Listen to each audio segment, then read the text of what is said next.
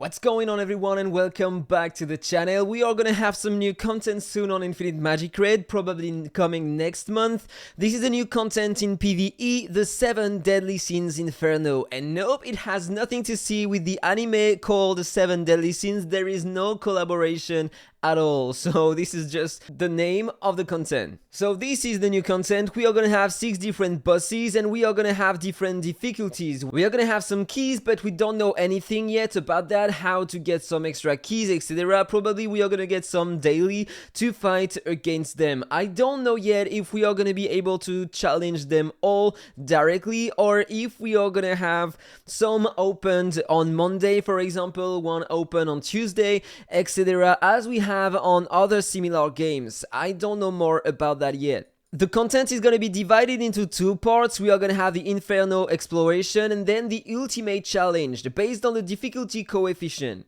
So we are going to start with the Inferno exploration apparently, and we are going to have the 6 different bosses. The powerful Lords of Sin. Each one is going to have 40 different difficulty levels, and each level is a test of your strategy and strength.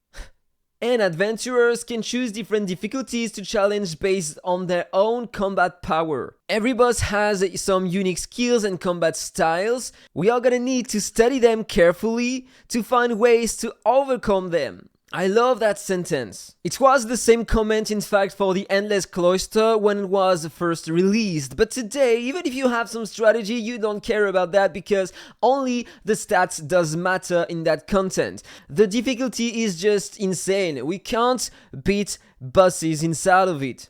Because you know what, you have that one, so you can go on the boss guide and learn everything you have to know about the boss. You have nothing to beat that boss, it's just a matter of stats. You can't push higher in that content and the rewards are really bad. So I really do hope that for once they are gonna release content with strategy and not only limited heroes and power of the account. Because today it's getting boring in my opinion. And we are gonna get generous rewards. And one more time, I really do hope that this is gonna be true. Because today, I'm gonna be honest with you, but I'm getting fed up about the rewards we get in the game. That content, the Cloister, we have really bad drop rates. We almost get nothing farming that content. And this is the same for every content we have in the game. The Faction Abyss, even today, when we are farming the stage 30, we almost never get the auras. You have only 2% chance to drop the number 10, and in my opinion, even today, we should always have the same chance to obtain every number. Let me know what you think about that in the comment below, but we should have the choice if we want to go more PvP or PvE. And so if we want to go more PvP, we are gonna focus on the speed auras first, and then for PvE we are gonna focus on the combat vanguard, the skill master auras, and etc. We should have the same drop rates everywhere. It's almost never happening to drop some number 10. So in fact the only way to get some is to buy some in the shop. But it was okay before because it wasn't that expensive, okay?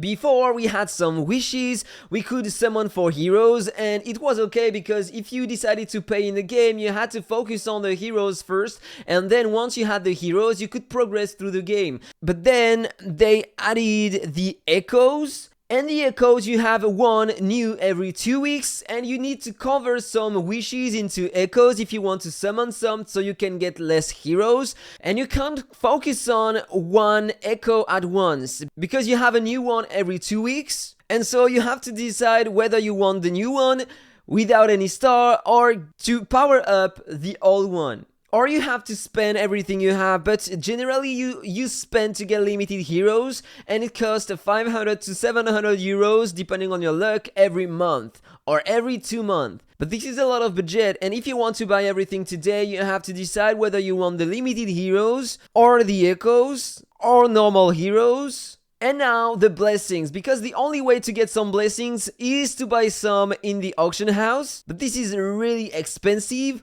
Or you have the time limited market, which is really expensive too, and they added the consumer gift with that inside. And so look at the difference. If you are a big spender, you just have to come there. You don't care about the auras, you don't care about the echoes, you don't care even about the gear. In fact, you just have to buy some blessings, and look at that. You don't need gear. You are gonna have a 25% crit rate in average, or 30%, between 30 and 36% crit damage. Or if you go over there, you can buy directly 80 speed or 50% HP rate. And so this is the game today. You can't obtain these in the Endless Cloister. It will never happen. 1% chance to obtain a mythic one, 1% chance to get an S. So you have something like 0.001% chance to obtain that one in Cloister. But at least some players are spending a lot, and so we got a ton of free eggs, and this is great. I'm not gonna lie, I love that. I wasn't expecting so many players to spend 2,000 euros in 1 week only. But in fact, we have 1 player, 2 because this is the same guy, 3, 4, 5, 6 players spending 2,000 euros in a week. And thank you for the eggs. But yeah, today, if you want to progress, you just have to concentrate on buying some blessings, because the stats given by the blessings are just completely insane. Basically, if you have 2 of these, you are gonna have 50% crit rate without any gear, without anything. This is absurd in my opinion, and I really do hope that the new content is really gonna start giving generous rewards. Because today, we can't farm anything. We can't farm blessings correctly. We can't farm gear correctly. Because in Dwarven Ruins, the rates are terrible too. Even if you have some points in the Incarnate Sanctuary, the drop rates remain really bad. The Forge is useless. The auras, it's almost impossible to farm them correctly. And you can buy everything you want in the shop. The gear, the echoes, the auras, etc. So the game is just only about paying today. If you want to progress somewhere, you have to buy the heroes, you have to buy the gear, you have to buy the auras, you have to buy the blessings, the echoes. And so there is no farm at all. We have nothing to farm. And this is boring. There is no goal at all in the game, because everything is about spending. This is the state of the game today. Nothing to farm, everything to buy. So I'm really curious to know what reward are we gonna get. And apparently there is something that might be cool, because they are saying that we are gonna have something similar to Catherine we had in the Tower of Mark, or Agatha in the Faction Abyss, and inviolable rewards. Can't wait to know more about that. Then they are gonna add some new space temples, probably next month too. And then they are gonna extend the hero selection chest in the Rainbow Diamond store. So for now we have only 3, Little Jack, Nicholas and Pauline, and they are planning to add some more in the future because they understand our thirst of power. So that was all for the news. Now we are going to talk about the banner of this Friday, because I haven't made any video talking about that yet. We are going to have a Lydia inside of the pool, and so if you want me to summon for you, this is going to be a pleasure for me, but don't expect me to have a big luck, because generally I don't have a big luck on that kind of event. This is a limited hero and generally it doesn't drop really often, so I wish you the best luck on your summons. But this is a great banner because inside of it we are gonna have both Asindo and Quinlan. They can be great in PvP, and also Quinlan is great in the Faction Abyss today and in the Tower of Mark if you haven't cleared it yet. He can freeze waves, get some extra turn meter if you have the exclusive 2 at the beginning of the wave, if you have less speed than the opponents, and he can deal a lot of HP burning damage. Asindo is still great today. Many players are using her even in endgame. She has a lot of turn meter increase at the beginning of the wave, and she can silence enemies and lower their turn meter. She is a great hero to play today.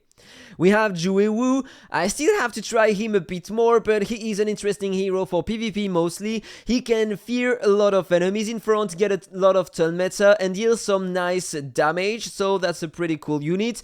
And Neja, I have only one exclusive on that guy for now. He can revive after 3 turns, as a carry does. He can deal pretty good damage in AoE, that's a good hero, but there are better heroes today, so I don't think that this is that much a good hero, to be honest. honest. Then you are gonna have Sinov. She is a great hero for the Green Tower of Mark and the faction Abyss, and in PvP early and mid game, because she is immune to freeze and speed down, she can get extra turn meta if you try to freeze her or to reduce her speed.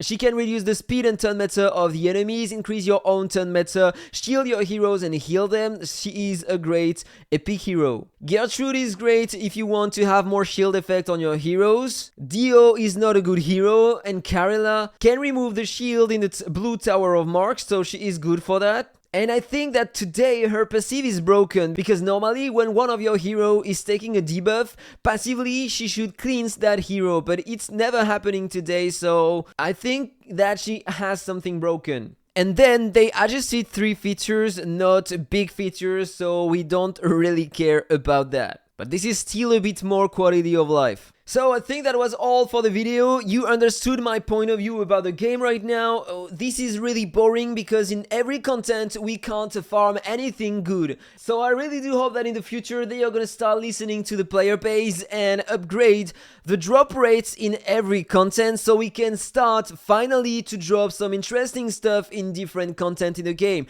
Let me know what you think about that in the comment below. I hope you enjoyed the video. If it's the case, don't forget to like, comment and subscribe. Have a nice day and see you in the next video. Bye bye.